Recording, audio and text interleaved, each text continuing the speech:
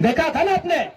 अरे पुलिस तो छोड़िए, पानी बरसाने वाली गाड़ी थी, आंसू गोला छोड़ने वाली गाड़ी थी, रबड़ गोली छोड़ने वाली गाड़ी थी, अग्निशमक की गाड़ियां थी, जैसे मानो किसी आतंकवादी से लड़ाई में आए हैं।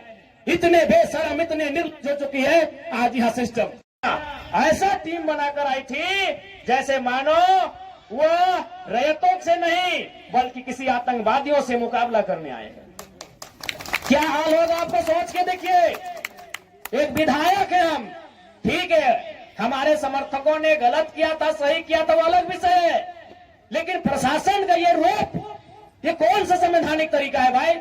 एक महज मामूली क्वार्टर का विषय था।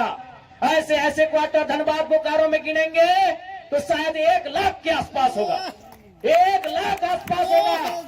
एक मामूली क्वार्टर के लिए जो प्रशासन ने अपना एक घृणित चेहरा दिखाया, बिल्कुल ये घृणित चेहरा था प्रशासन का, ये नफरती चेहरा था प्रशासन का, ये असंवैधानिक अमानवीय चेहरा था प्रशासन का। एक विधायक के साथ जब वो इस प्रकार का व्यवहार कर सकते हैं तो सोचिए आम ग्रामीण रैयत विस्थापितों का क्या हश्र होगा आने वाले सालों में। इसलिए आज मैं तमाम रैयतों से, जिन्होंने किसी परियोजना में, किसी कल कारखाने में, कि डीवीसी की परियोजना हो या सीसीएल पीसीसीएल की परियोजना हो, जिन्होंने अपनी जमीन देने का काम किया है, आज उन्हें एक मंच में आने की आवश्यकता है। मैं आपसे यह आह्वान करने आया हूं। आज मैं एक विधायक हूं, एक 30 साल का युवा, एक सुनहरा सपना, एक सुनहरी जिंदगी हमारे सामने, लेकिन आज उस जिंदगी को ठोकर मार के हम कांटों की ताज को स्वीकार करते हैं।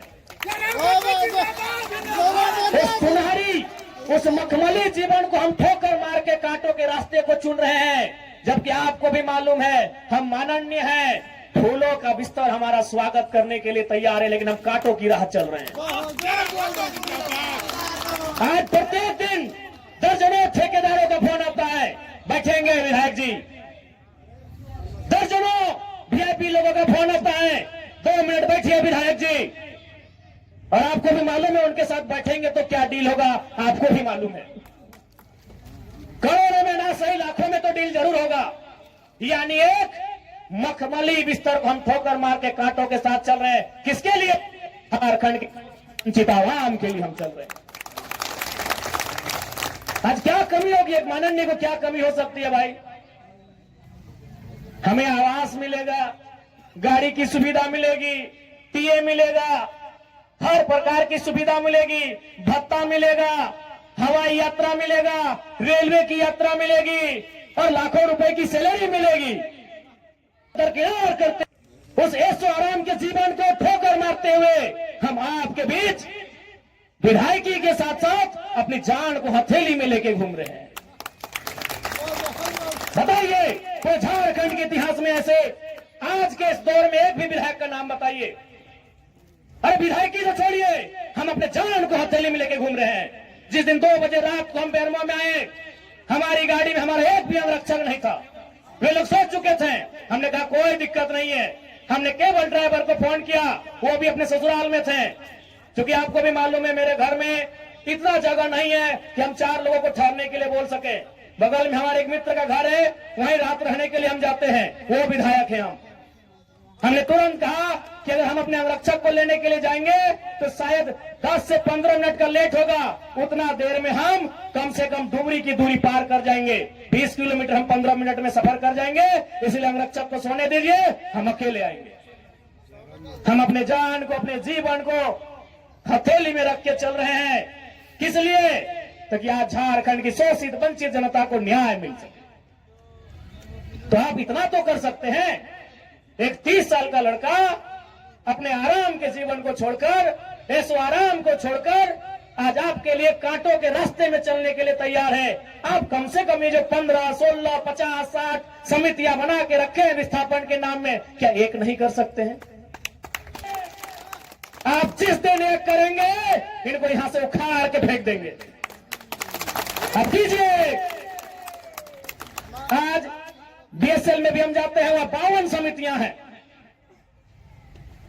विस्थापन मोर्चा, विस्थापन क्रांतिकारी मोर्चा, विस्थापन उल गुलान मोर्चा, तो विस्थापन इनकलाब मोर्चा, 52 से 50 समितियां हैं। आप अपने आप को एक कीजिए, आज अपने निजी स्वार्थ का त्याग कीजिए, आज अपने मन के मतभेद को त्याग कीजिए, क्योंकि आज अगर नहीं संभले तो याद रखिएगा आने वाले 20 सालों में, अरे आज तो कम से कम आपके हिस्से की बात कोई कर पा रहा है, आपकी हक की बात कोई बोल पा रहा है, आने वाले दिन अगर बोलेंगे ना तो शायद आपकी जबान काट ली जाएगी, बिल्कुल काट ली जाएगी।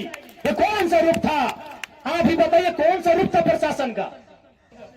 आज हो सके आज भी मेरी बातों को कुछ लोग तोड़ मोड़ के प्रस्तुत करेंगे कि विधायक के बोल सुनिए। अरे उनको नहीं मालूम है विस्थापन का दर्द क्या होता है। अगर वे विस्थापन को अध्ययन कर लेते तो शायद ये बोली बोलने का अवसर नहीं देखते। इसलिए आज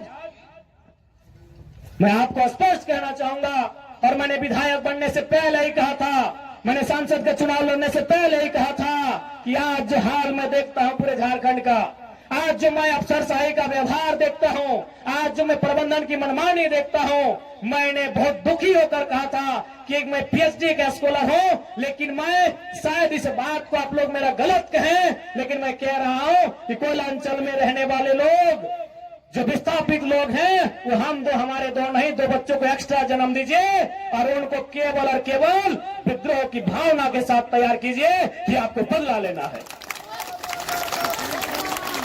बिल्कुल इस मेरी बात से बहुत सारे लोगों को आपत्ति होगी कि माननीय कैसा बोल रहे हैं, लेकिन उनको क्या मालूम कि जिस जमीन को हमारे बाप दादा ने 1970 में दिया है, हमारे बाबूजी मर गए, लेकिन आप भी जवान बेटा वो बुढ़ापे की ओर चला गया है, लेकिन इंसाफ नहीं मिल पाया है। और ये तो गनीमत है। झारखंड के किसान भोले भाले हैं, झारखंड के किसान सरल हैं, झारखंड के किसान सीधे साधे हैं कि आज 1970 की लड़ाई को घिस घिस कर अपने जीवन को, अपने खून को गला गला कर लड़ रहे हैं। अरे ये बंगाल याद होगा तो 1964-65 का दौर था। एक दिन पहले कुछ जमींदारों ने, कुछ सामंतवादियों ने एक किसान को मारा था, उन्होंने नक्सलवादी और नक्सलवादी जैसे घटना को अंजाम दे दिया था। एक दिन पहले ये तो झारखंड के किसान हैं कि 70 साल से बर्दाश्त कर लिए, बंगाल के किसानों ने एक दिन बर्दाश्त नहीं किया था। आज आप नक्सलवादी सुनते हैं ना, नक्सली नक्सली नक्सली, ये डिक्शनरी का वर्ड नहीं है, नक्सली कोई पूरा वर्ड नहीं है। नक्सली बुरा हो सकता है, नक्सली वर्ड बुरा वर्ड नहीं है। नक्सली एक्चुअल में, वास्तव में बंगाल में दार्जिलिंग जो क्षेत्र है वहां एक गांव है, उसका नाम है नक्सलवाड़ी। नक्सली कोई डिक्शनरी का शब्द नहीं है जिसको हम लोग झारखंड में सुनते हैं नक्सली। एक बंगाल का गांव है, उसका नाम है नक्सलवाड़ी। उसी गांव में एक घटना घटी थी। किसानों को कुछ जमींदारों ने, जमींदार को आप प्रबंधन से ही तुलना कर सकते हैं, जमींदार को आप प्रशासन से तुलना कर सकते हैं, तो कुछ जमींदारों ने, उस किसान का नाम था जंगल संथाल, लगभग 6 फुट ऊंचाई का वो किसान था, उसका नाम था जंगल संथाल। उस किसान के कुछ साथियों को लाठी डंडे से पीटने का काम किया था। बदले में एक ऐसा क्रांति आती है, उसे आप नेगेटिव कहिए पॉजिटिव कहिए वो भी सही नहीं है, कि आज उसे नक्सली और नक्सलवादी का नाम दिया गया। वे किसानों की घटना थी। अरे उसकी तुलना में तो झारखंड के लोग सीधे साधे भोले भाले लोग हैं। आज 70 साल से पिस रहे हैं, आज 70 साल से घिस रहे हैं। आज कई पीढ़ियां बर्बाद हो गई। आंखों के सामने बूढ़ी माँ इलाज के अभाव में तड़प तड़प के मर गई। आंखों के सामने जवान बेटा बेरोजगारी से तंग आकर खुदकुशी कर लिया। आंखों के सामने इतनी घटनाएं घट गई, आंखों के सामने इतनी घटना घटने के बाद भी आज झारखंड बर्दाश्त कर रहा है। ये बंगाल होता तो आज नक्सलबारी जैसी कई घटनाओं को अंजाम दे चुका होता। फिर भी